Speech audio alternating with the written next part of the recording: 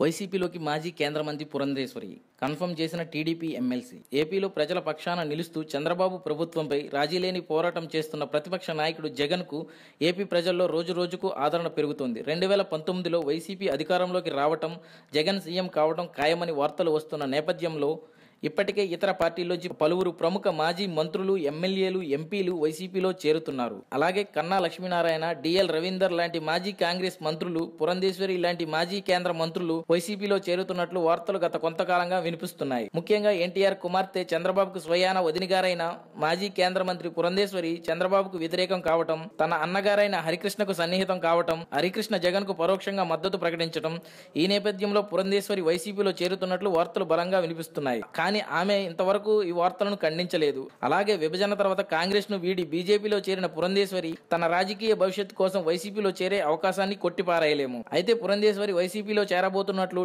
TDP MLC ప్రకటించి రాజకీయ వర్గాల్లో బాంబు పేల్చాడు. అతడు ఎవరో కాదు, విజయవాడ టీడీపీ ఎమ్మెల్సీ బుద్దా వెంకన్న.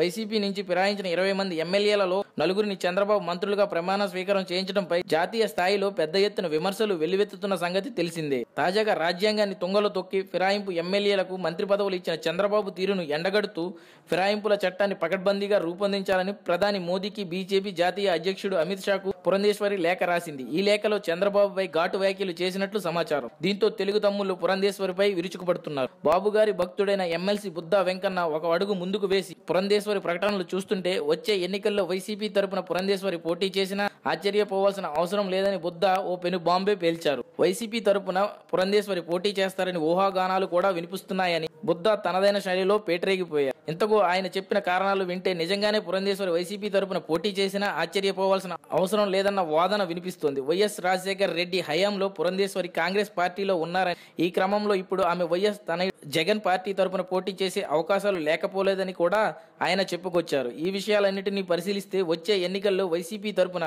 పురంధేశ్వరి పోటీ చేస్తుందని అనుమానం బలపడుతోంది. నిజంగా పురంధేశ్వరి వైసీపీలో చేరితే మాత్రం చంద్రబాబుకు పెద్ద షాకే అని చెప్పాలి. ఒకవేళ పురంధేశ్వరి జగన్ పార్టీలో చేరితే ఆమెతో పాటు ఎన్టీఆర్ పెద్ద కుమారుడు హరికృష్ణ, ఆయన కుమారుడు యంగ్ టైగర్, జూనియర్ ఎన్టీఆర్ కూడా వైసీపీలో చేరే అవకాశాలు ఉంటాయి. చంద్రబాబు మెప్పు పొందాలనే తొందరలో పురంధేశ్వరిపై తెలుగు తమ్ములు చేస్తున్న విమర్శలు ఆమె వైసీపీలోకి చేరేందుకు దోహదపడేలా ఉన్నాయని రాజకీయ విశ్లేషకులు అభిప్రాయపడుతున్నారు. For more videos, please subscribe our channel.